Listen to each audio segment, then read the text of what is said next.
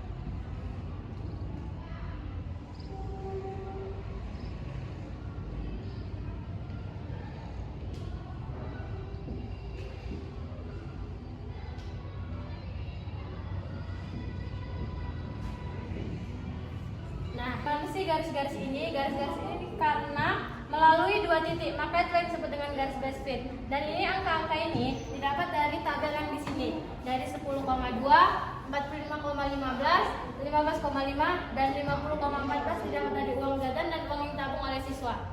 Ini dia langkah awal untuk menentukan persamaan garis regresi Y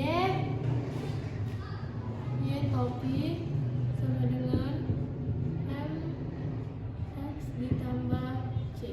Langsung saja kita masukkan nilai yang biru di sini dan kita langsung masukkan saja rumusnya. X dikurang X2 per X1 dikurang X2 sama dengan Y dikurang Y2 per Y1 dikurang Y2.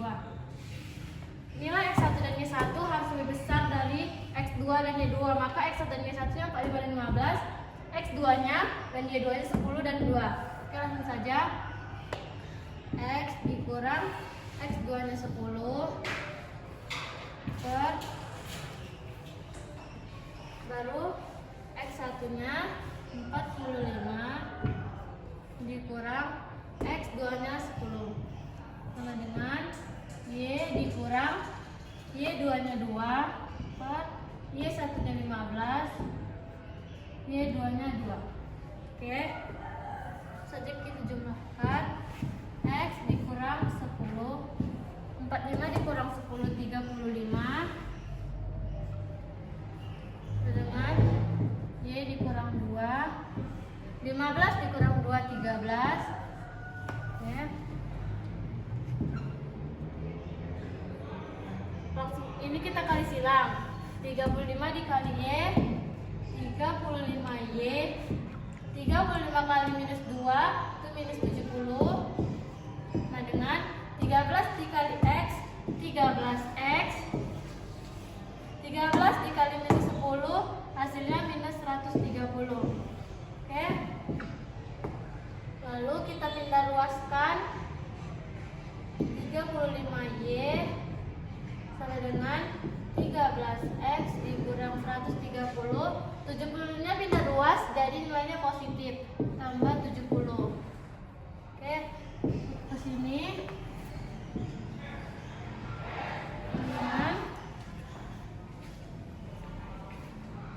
dengan 35Y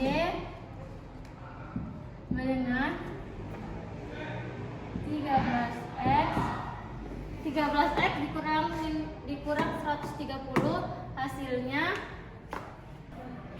minus 60. Oke, lalu kita buat lebih sederhana, Y sama dengan 13X dikurang 60 per 35 dan lebih singkatnya 1 per 35 13X dikurang 60. Oke, inilah jawaban untuk yang garis yang biru. Langsung saja kita masukkan 1 per 35 13X dikurang 60. Oke, ini dia jawaban untuk yang biru. Lihat saja yang kedua, sama seperti yang pertama dan rumusnya juga sama seperti yang pertama, cuma beda angkanya saja. Langsung saja kita masukkan rumusnya juga sama seperti yang pertama ya. X dikurang X2 nya 15 per 50 dikurang 15 dengan Y dikurang Y2 nya 5 per Y1 nya 14 sebanyak 5. Oke, dengan kita jumlahkan.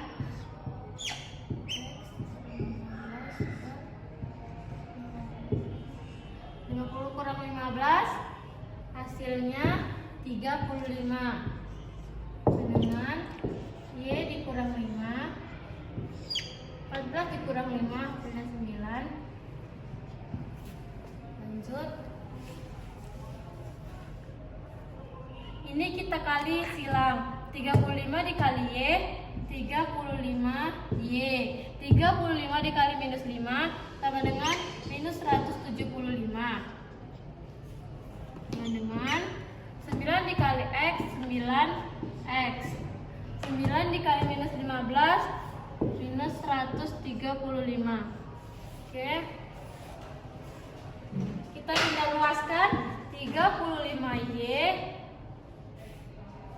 sama dengan 9X dikurang 135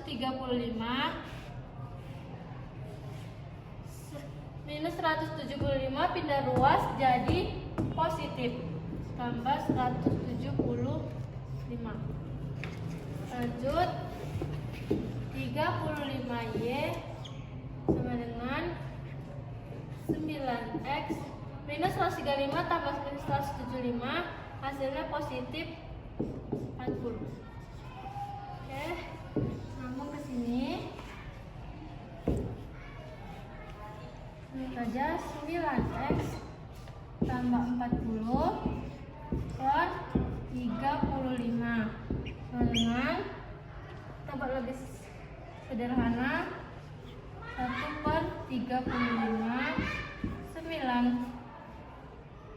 9X ditambah 40. Inilah hasil untuk yang kedua. Kita masukkan 1 per 35 lalu 9X ditambah 40. Ini untuk yang kedua. Saja kita langsung masukkan yang ketiga. Yang ketiga sama seperti yang pertama dan kedua, cuman beda angka saja. Rumusnya pun tetap sama. Kita masukkan rumus ini dan juga setelah kita kerjakan X 2 nya 10, X 1 nya 50 dikurang 10. Nah, Y 2 nya 2, Y 1 nya 14 dikurang 2. Lalu X dikurang 10, 50 dikurang 10 40 dengan Y dikurang 2, 14 dikurang 2 12. Lalu dikali silang ya, 40 dikali Y 40 Y, 40 dikali minus 2 sama dengan minus 80 sama dengan 12 dikali X 12X, 12 dikali minus 10 minus 120. Lalu kita pindah luaskan ya, 40Y dengan 12X dikurang 120. 80 ini yang kita maksud pindah luas, jadi nilainya positif 40Y dengan 12X minus 120 tambah 80 hasilnya minus 40. Lalu lebih sederhananya Y dengan 12X dikurang 40 per 40. Oke, karena ini bisa kelipatan 4, jadi kita lebih sederhanakan lagi. Jadi hasilnya begini ya teman-teman, 1 per 10 nah, 1 per 10 3X dikurang 10. Oke, ini ya teman-teman, ini karena kelipatan 4. Langkah kedua yaitu menentukan jumlah kuadrat residu dengan menggunakan rumus sigma Y kurang Y topi kuadrat. Oke, langsung saja kita masukkan nilai Y nah dengan 1 per 35 13. Kita substitusikan nilai X menjadi 10. 10 itu dari mana? Dari nilai X yang di sini. Lalu langsung saja kita masukkan 1 per 35 13 kali 10 kurang 60. Lalu 1 per 35 13 dikali 10 130 dikurang 60. Mendengar? 1 per 35 ini 60. 1 per 35 130 dikurang 60 dengan 70. Lalu 70 dibagi 35 hasilnya 2. Oke, langsung saja kita masukkan di sini 2. Untuk mempersingkat waktunya, kita langsung saja masukkan semuanya. Karena kalau kita buat kayak gini lagi, karena waktu tidak cukup, tapi rumusnya tetap sama, sama yang kayak gini. Tinggal saja masukkan nilai x-nya. X-nya itu diganti nilai yang di sini, X yang di tabel ini ya teman-teman. Untuk yang ini saya kasih contoh lagi. Kita masukkan saja nilainya. Y topi dengan 1/35 9x ditambah 40 sama dengan 1/35. Ini 9-nya kita ganti jadi 10. Ini 10-nya dari sini ya. 10 tambah 40. Oke, 1/35. 9 kali 10 90 tambah 40 dengan 1/35. Lalu 90 tambah 40 130. 130 dibagi 35 hasilnya 3,71. Inilah kita langsung saja masukkan 3,71. Begitu terus seterusnya ya teman-teman. Untuk mencari nilai Y kurang Y topi, kita langsung ambil nilai dari yang Y, kita kurangkan dengan nilai Y topi ini, kita kurangkan jadi 2 dikurang 3,71 hasilnya min 1,17. Oke, ini begitu terus seterusnya ya. Oke, untuk nyari nilai Y kurang Y topi kuadrat, ini langsung kita kuadratkan saja. Min 1,17 dikuadratkan jadi 1,36. Untuk mencari yang ini, yang Y topi sama dengan 1/10, 3x kurang 10 sama dengan rumus-rumus sebelumnya. Langsung saja kita masukkan dalam rumus yang sudah ada tadi. Y topi sama dengan 1/10 3x kurang 10. Oke, dengan 1/10 3x ini kita ganti jadi 10 kurang 10. Oke, masukkan 1/10. 3 kali 10 30 dikurang 10 dengan 1/10. 30 dikurang 10 sama dengan 20 dengan 20 dikurang 10 jadi 2. Oke, langsung saja kita masukkan ke sini 2 dan begitu seterusnya. Lalu kita mencari nilai Y kurang Y topi. Langsung saja dari nilai yang Y ini 2 dikurang 2 hasilnya 0. 0 dipangkatkan. Untuk mencari nilai Y kurang Y topi kuadrat, langsung saja 0-nya kita pangkatkan. 0 pangkat 2 jadinya 0. Begitu terus seterusnya ya teman-teman. Langsung saja masuk ke langkah yang ketiga, yaitu menentukan nilai sigma Y kurang Y topi kuadrat dengan cara kita jumlahkan. Kita jumlahkan ini semua menjadi 21,67 10,38 ini 12. Lalu kita cari nilai yang paling kecil dan itulah yang disebut metode kuadrat terkecil. Ini nilai yang paling kecil dari 21,67 dan 12. Jadi inilah hasilnya teman-teman. Dinamakan garis regresi dan jarak ini adalah residunya. Oke, ini ya teman-teman. Di sini saya akan menentukan garis base-fit menggunakan persamaan regresi linear. Persamaan regresi linear berbeda dengan metode kuadrat kecil. Di sini persamaan regresi linear sudah memiliki rumus umum, yaitu Y topi sama dengan A ditambah BX, di mana Y topi sama dengan nilai variabel yang diprediksi. Y topi sama dengan nilai variabel yang diprediksi, sedangkan X sama dengan nilai variabel bebas. Nilai X sama dengan nilai variabel bebas. A sama dengan titik potong sumbu Y. B garis kemiringan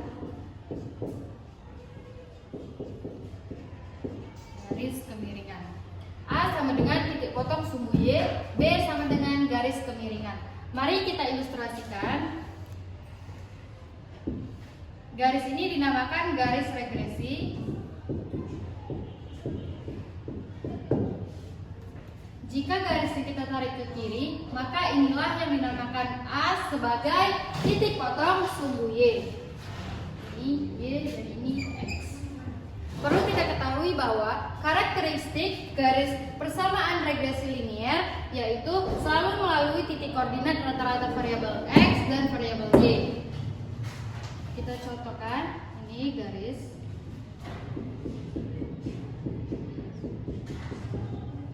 titik koordinat variabel X disimbolkan dengan X bar dan titik koordinat rata-rata variabel Y adalah Y bar. Selanjutnya kita menentukan nilai A, di mana rumus yang sudah kita ketahui tadi, Y topi sama dengan A ditambah BX. Kita ubah Y topi dan BX-nya menjadi titik koordinat rata-rata yaitu X bar dan Y bar. Y bar sama dengan A ditambah BX bar. Lalu kita pindah ruaskan menjadi A sama dengan Y bar dikurang BX bar. Maka inilah nilai A-nya. Selanjutnya kita mencari nilai B-nya. Selanjutnya B-nya sudah memiliki rumus umum yaitu N dikali sigma XY dikurang sigma X dikali sigma Y per N dikali sigma X kuadrat dikurang sigma X pangkat 2. N ini apa? N ini adalah jumlah data atau banyaknya data. Sebelum kita mengerjakan contoh soal, kita harus mengetahui beberapa langkah untuk mengerjakannya. Yang pertama, kita harus menentukan variabel X dan variabel Y. Yang kedua, kita menentukan nilai B, menentukan nilai A, dan mensubstitusikan nilai A dan B menggunakan Y topi sama dengan A ditambah BX. Di sini saya memiliki contoh soal. 5 orang sepakat untuk menurunkan berat badan dengan cara bersepeda. Yang manakah variabel X dan variabel Y-nya? Tentu saja lama bersepedalah variabel X-nya karena menyebabkan penurunan berat badan seseorang. Selanjutnya menentukan nilai B.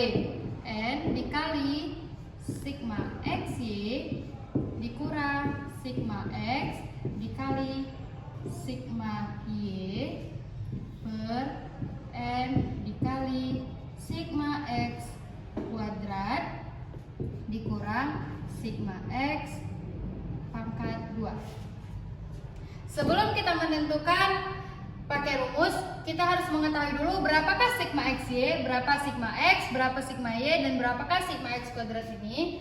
Kita menggunakan tabel seperti ini agar mempermudah. Di sini N-nya sama dengan 5. Seperti yang kita ketahui tadi, N adalah jumlah data atau banyaknya data. Di sini ada 5 orang. Lanjut, X. Cara menentukan sigma X yaitu kita menjumlahkan semua data yang ada di variabel X. 3 ditambah 4 ditambah 5 tambah 4 tambah 5 hasilnya sigma X sama dengan 21. Lanjut menentukan sigma Y-nya sama seperti sigma X kita harus menjumlahkan seluruh datanya. Hasilnya sama dengan sigma Y-nya yaitu 1750. Selanjutnya mencari sigma XY, mengalihkan data X dan data Y dengan 3 dikali 270 maka hasilnya 810, 4 dikali 310 hasilnya 1240, 5 dikali 400 hasilnya 2000, 4 dikali 330 hasilnya 1320, 5 dikali 440 hasilnya 2200. Sama seperti X dan Y, kita harus menjumlahkan seluruh data X, Y-nya, maka kita peroleh datanya yaitu 7570. Lanjut mencari sigma X kuadratnya dengan cara nilai X kita kuadratkan. 3 dikali 3 sama dengan 9, 4 dikali 4 sama dengan 16, 5 dikali 5 sama dengan 25, 4 dikali 4 sama dengan 16, 5 dikali 5 25. Maka hasilnya 91. Lanjut, setelah kita sudah mengetahui seluruh sigma-sigmanya, maka kita masukkan ke dalam ke dalam rumusnya yang sudah ada. Kita mengetahui nilai sigma X, sigma Y, sigma XY, dan sigma X kuadrat tadi, kita lanjut memasukkan nilai-nilainya ke dalam rumus ini. N-nya tadi yaitu 5 dikali sigma XY-nya sama dengan 7.570 dikurang sigma Y 21 dikali sigma Y 1750 per N-nya tadi 5 dikali sigma X kuadratnya 91 dikurang sigma X 21 pangkat 2. Lanjut, 5 dikali 7.570 hasilnya 37.850 dikurang 21 dikali 1.750 maka hasilnya 36.750 per 5 dikali 91 455 dikurang 21 kuadrat hasilnya 441. Lanjut, 37.850 dikurang 36.750 hasilnya 1.100 per 455 dikurang 441 hasilnya 14. Maka 1.100 dibagi 14 maka 78,57 dan inilah nilai B-nya. Lanjut kita mencari nilai A. A sama dengan Y bar dikurang B X bar. Sebelumnya kita harus mengetahui dulu nilai X bar dan nilai Y barnya. Karena X bar dan Y bar ini adalah titik rata-rata koordinat variabel bebas X dan Y, maka kita menggunakan rumus sigma X per Y. Sigma X-nya tadi berapa? Sigma X-nya 21 per 5. Maka hasilnya 4,2. Kita mencari Y barnya. Y bar sama seperti rumus X-nya, yaitu sigma Y per N sama dengan sigma Y-nya 1750 per 5 hasilnya 350. Masukkan nilainya. A sama dengan Y barnya tadi 350 kurang B-nya 78,57 kali X barnya yaitu 4,2 sama dengan 78,57 dikali 4,2 yaitu 329,99. Lanjut, 350 dikurang 329,99 hasilnya 20,01. Maka inilah nilai A-nya. Selanjutnya kita mensubstitusikan nilai A dan B ke persamaan regresi linier menggunakan rumus Y topi sama dengan A ditambah BX. Nilai A-nya tadi 20,01 ditambah B-nya 78,57X. Maka inilah yang dinamakan persamaan regresi liniernya.